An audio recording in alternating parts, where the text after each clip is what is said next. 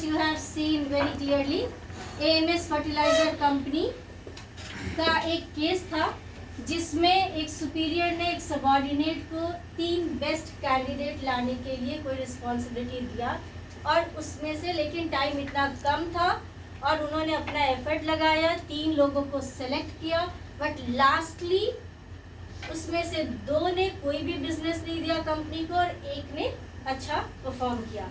And you have very clearly seen that how superior has just questioned the HR manager regarding this failure. Okay, so the first question is, what's wrong in this case?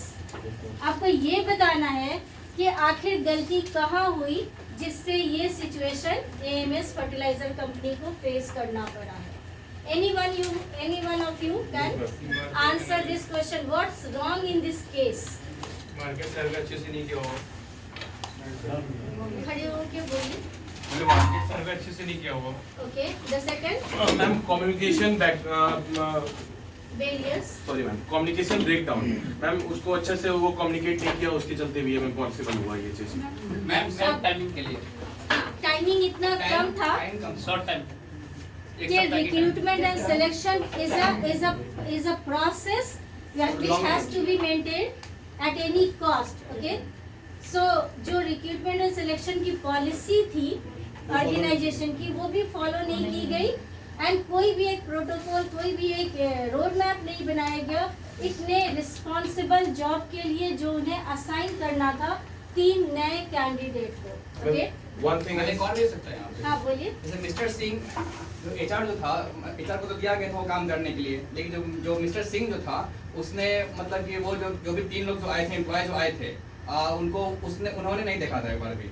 Examine नहीं किया, examine नहीं किया, directly hire कर लिया था. Directly recheck नहीं किया. Reject नहीं किया था कि उसी पे मेरा ये है. शादी तो लेके आ रहे हैं. Giving any kind of responsibility to a new associate, an orientation program or the induction program to make those candidates familiar to the organization was must.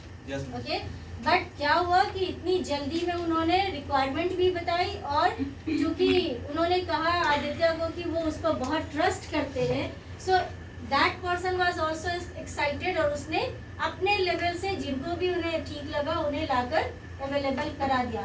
But what is the responsibility of a superior before giving any kind of, you can say, responsibility or a prime responsibility, that should be rechecked or that should be check के ये लोग उस responsibility को handle कर पाएंगे या नहीं, क्या कोई ट्रेनिंग या वर्कशॉप नीडेड है या नहीं, क्या उनके ओरिएंटेशन या इंडक्शन प्रोग्राम प्रॉपरली हुए कि नहीं.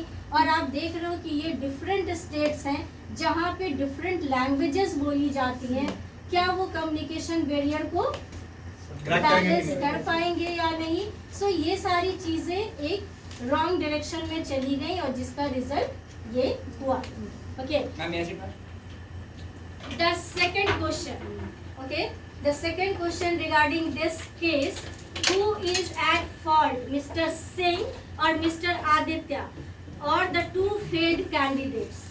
आपको ये बताना है कि क्या ये फॉल्ट मिस्टर सिंह का है, मिस्टर आदित्य का है, या वो 2 सिलेक्टेड कैंडिडेट का है जिन्होंने बिजनेस में फेलियर को फेस किया. हाँ बोलिए. मैम यहाँ पे फॉल्ट दोनों का है, क्योंकि मैम यहाँ पे फॉल्ट दोनों का है क्योंकि आदित्य ने जब रिक्रूट करा था तो उन्हें ट्रेनिंग देना चाहिए थी. ठीक है, और जब ट्रेनिंग देना चाहिए था उसके बाद वो काम करते उस हिसाब से उनको समझ में आता बिजनेस का प्रोस्पेक्टिव. और मिस्टर सिंह का यहाँ पे गलती ये है कि उन्होंने बिना कुछ जांच परख के वो बिजनेस में उनको इंटर करवा दिया और उनको जॉब लेटर ही सीधे ऑफर कर दिया. He was only talking about the 3 best candidates, but he was not talking about what kind of roles and responsibilities has to be assigned to the new recruit. Okay, and whether the new selected or new joiners are perfect for the most suitable matchable person for their position or not. तो ये सारी चीज़ों के बारे में बातें नहीं हुई.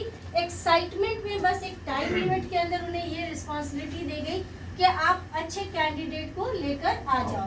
बट अच्छे कैंडिडेट क्या आपके ऑर्गेनाइजेशन के लिए अच्छे हैं, इसे चेक करना जरूरी है.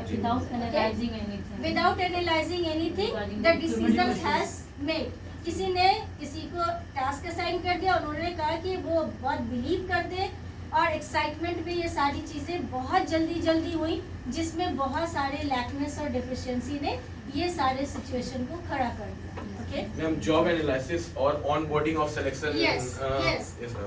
जॉब एनालिसिस करना था, job description and job specification को मैच कराना था, देन लैंग्वेजेस से रिलेटेड जितने हर्डल्स थे उन्हें हमें बैलेंस करना था, कुछ ट्रेनिंग की जरूरत थी अगर नए जॉइनर्स को वो उन्हें देना था, देन फुल्ली प्रिपेयर्ड होके कोई रिस्पॉन्सिबल जॉब स्टार्ट करनी।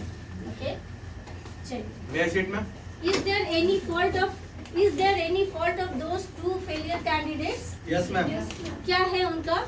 मैम, जब उन्हें जॉब असाइन किया गया था, जब उन्हें बताया गया कि आपको इस लोकेट पे जाना है, तो उनको बताना चाहिए कि सर यहाँ पे जाने के लिए हम कंफर्टेबल नहीं है, लैंग्वेज बैरियर मेरे लिए, मुझे ट्रेनिंग की जरूरत है, पहले आप मुझे ट्रेन कीजिए तो मुझे आप रिक्रूट कीजिएगा। उन्होंने भी ऐसा कुछ नहीं बताया, उन्होंने सिर्फ चला गया काम के लिए। मैम ठीक है, वो कुछ सजेस्ट कर सकते थे अगर उन्हें कुछ ऐसा फील आ रहा था, बट एक्चुअली ये होता है ना कि जब आपको एक बहुत अच्छी जॉब मिल जाती है, then you are not thinking about these kind of hurdles. आप एक्साइटमेंट में ये भूल जाते हैं कि actually you have to go and handle that and you have to perform there. You are not going for only just tackle roles and responsibility, you have to give the result. आपको result देना है, आपको perform करना है, आपको business देना है company को, देन आप उसके लिए एक सुटेबल कैंडिडेट हो सकते हैं। ओके सो अगर कभी भी आपकी कहीं ज्वाइनिंग होती है, एक अच्छा ओरिएंटेशन और इंडक्शन प्रोग्राम अगर कंपनी देती है तो इट्स फाइन, देना भी चाहिए।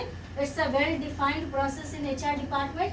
अगर ये नहीं मिलता है तो before starting your job you can consult your superior, जो आपके बॉस हैं, आपके सुपीरियर हैं, आपका जो कन्फ्यूजन है आप कंसर्न पर्सन से डिस्कस ज़रूर आपको करना चाहिए, just to reduce the mistakes. Okay, because एक बार जब आप कोई रिस्पॉन्सिबिलिटी ले लेते हो, the result you have to give. Okay, चलिए उसके बाद